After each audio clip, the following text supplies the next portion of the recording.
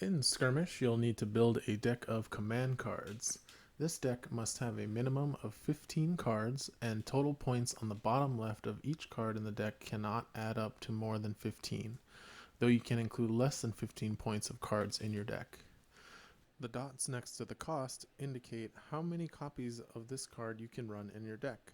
1 dot means you can only have 1 copy, and 2 or 3 dots means you can run 3 copies in your deck. Building your first command deck from so many different cards available can feel quite daunting for a new player. So in this video, I will be guiding you through building your very first command deck based on the list of deployment cards you have built with. Remember to check out my other video on how to build a strong list in Skirmish using the building blocks of offense and support figures. First, we'll start with the foundation of your deck, which are your universal staples. These 6 cards should be included in every beginner's command deck, and you will most likely include a majority of these cards in every command deck you build throughout your Skirmish career. Though once you become more experienced, you will be able to recognize corner cases where some of these cards can be cut for other more niche options. 5 of these cards come from the core set and will be available to every new player, while Negation comes in the Return to Hoth expansion, though I will mention some alternatives to this card if this expansion isn't available to you. Element of Surprise. Being able to remove a defense die from the defender for 0 points is so powerful and efficient, removing their chance of rolling a dodge or preventing a black die from stopping 2 to 3 damage from your attack potentially. The restriction on line of sight is usually very easy to meet. Planning. Most lists will have at least 1 leader in them, especially as part of their support package.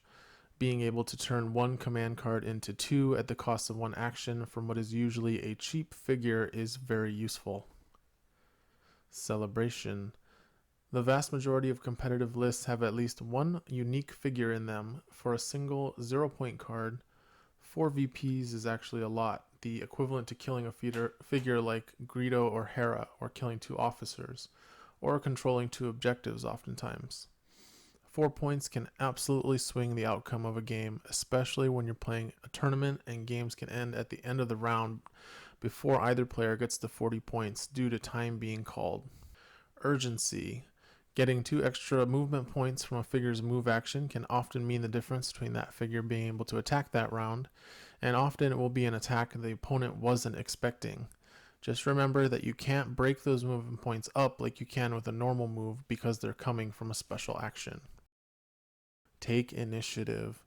After the first round, being the first player to activate a figure in a round is very powerful, as it will often allow you to defeat an opponent's figure before it can activate that round, or inversely, activate one of your figures that round that would have surely been defeated without being able to activate.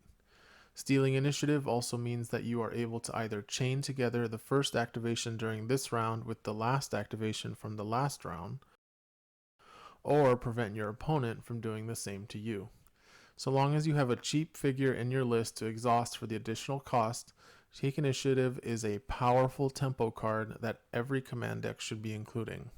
Negation. Finally, Negation is a powerful card primarily for its ability to stop the opponent from using the power of Take Initiative, as the rules dictate that a player cannot use their Take Initiative on the same turn that initiative has been stolen from them. However, it also stops all of the other cards on this list and even more powerful 0-point cards that aren't staples in every list, like Rebel Graffiti. If you don't have a copy of Return to Hoth yet, but can maybe pick up other expansions, there are alternatives to Negation that can perform similarly. Comms Disruption is a 2-point card found in the ISB Infiltrators pack, and while it works better when you have lots of spies, even in a list with 0 spy groups, it can still be played and will still negate any 0-point card, making it effectively Negation for 2 points, with upside in a list with spies. From the Tyrants of Lothal expansion, Signal Jammer can be played preemptively at the start of your turn to stop the opponent from playing Take Initiative, although you have to blindly guess whether the opponent has the card in their hand, rather than being able to wait and see it played. and there is a chance you'll not be able to play command cards during your first activation, as Signal Jammer will counter the first command card played that round, even if it was a card that you played. So you need to carefully plan around this card if you intend to use it as your negation stand-in. Next, check if you have any of the following figures in your list. If you do, I highly recommend playing the following unique command card in your list to go along with those figures, as these cards are extremely powerful and are often part of the reason to run those figures. If a unique figure's unique command card isn't especially powerful like the cards on this list, you need to strongly consider whether it's worth it to include it, as the power level might not be worth the risk that your unique figure dies before you draw their specific card and are able to play it, which may leave it stranded, dead, and unplayable in your hand. The next thing to look at after including staples is which figure traits you have a lot of in your list. You want at least 2 to 3 figures that share a trait before you start including command cards for that trait in your list, just so that you minimize the risk of the only figure that can play a set of command cards in your list dying before you can play those cards. Though certain skirmish upgrades like Zillow Technique, Heroic Effort, and Black Market can help out with this problem. These cards are the cards I recommend playing if you have their corresponding enough of the corresponding figures in your list.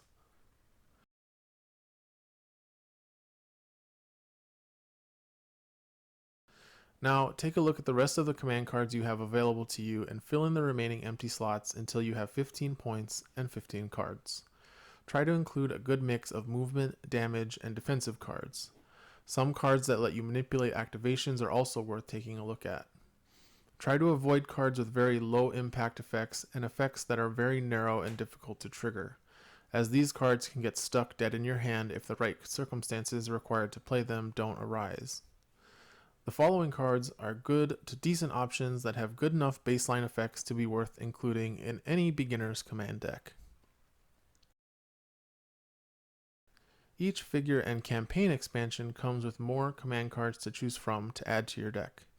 If you're looking for a particular card, I recommend checking out cards.boardwars.eu and using their handy search function. Just click on the card that comes up and it will tell you above the card which expansion that card came in. Cards that come in multiple expansions will show up multiple times in the search results for each expansion they were included in. Customizing your command deck to match your needs and maximize your strategic options is one of the most fun parts of Imperial Assault Skirmish. Now that you have this beginner's guide to building your command deck, you can have a ready 15-card command deck ready to go for your first and beginning skirmish games, but as you expand your collection and expand your experience, you'll be able to make cuts and include command cards that you want to play in the list based on your own evaluations.